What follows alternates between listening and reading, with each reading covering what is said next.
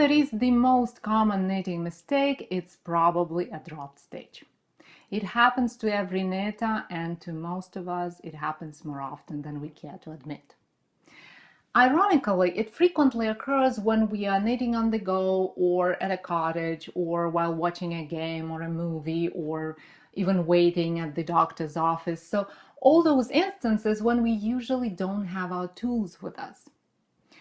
So what do we do when we notice that one of the stitches is sticking out of the project? And how do we fix it without a crochet hook or any other special tool? That's what this tutorial is all about.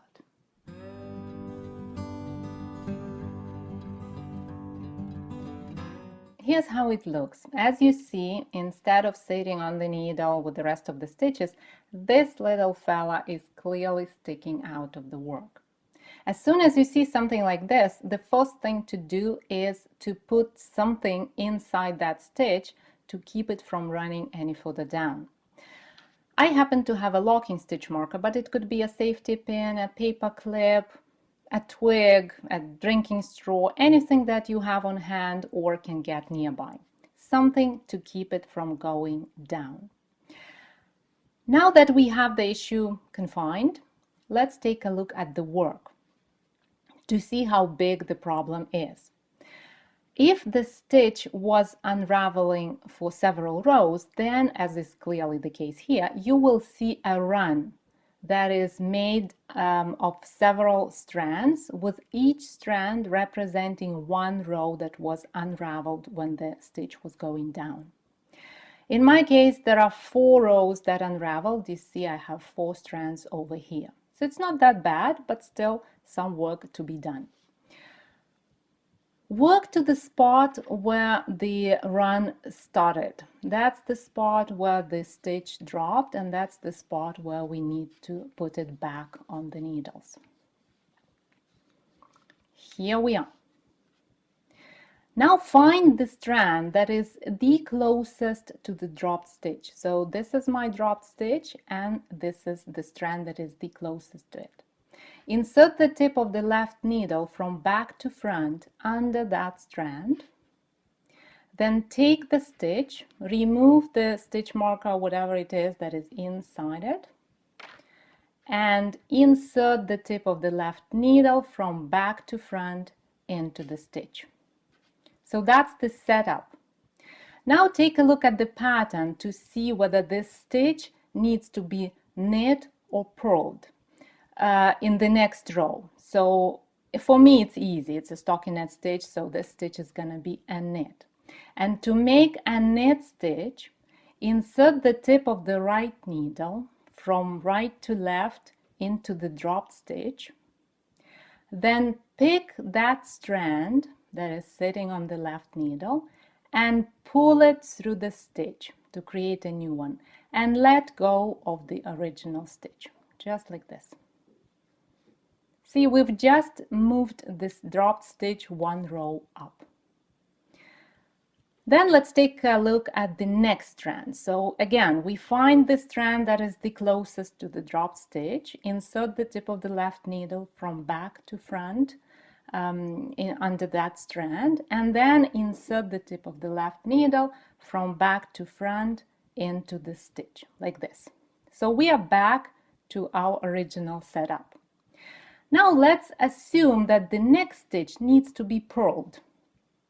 So to purl a stitch, first insert the tip of the right needle under that strand and move it a bit so that it is in front of the dropped stitch.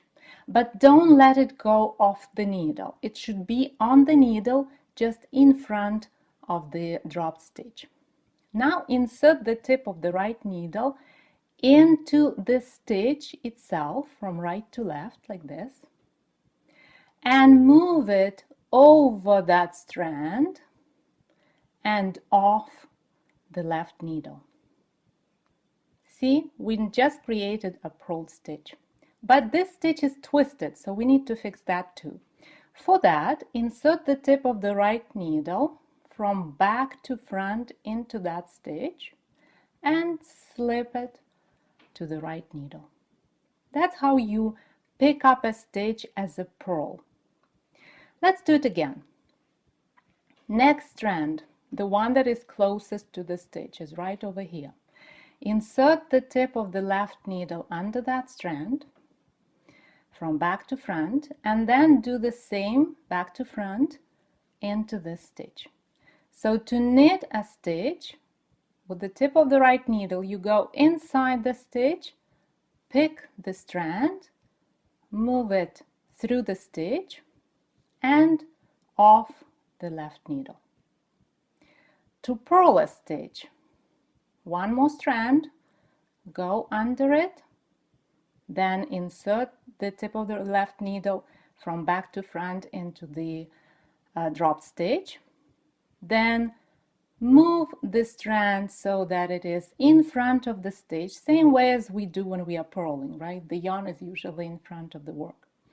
Then insert the tip of the right needle into this stitch. See, I bypass the strand. I don't go in there. I just go into this stitch from right to left and pull it over the strand, making a purl. And then insert the tip of the right needle from back to front into that stitch, slipping it to the right needle. And see, we've just moved the dropped stitch. We've just picked it up as a knit, purl, knit, and purl. And now we don't have any more strands left. So keep repeating these steps until you have no more strands left. The run is fixed and the stitch is back on the needles. Now slip the stitch from the right needle to the left needle and continue working in the pattern. Now that you know how to turn a drop stitch into a knit or a purl, you're well prepared for any issues with the drop stitches. To download this tutorial as a set of step-by-step photo instructions, follow the link in the description. Thank you for watching this video and have a wonderful week. I'll see you next Thursday.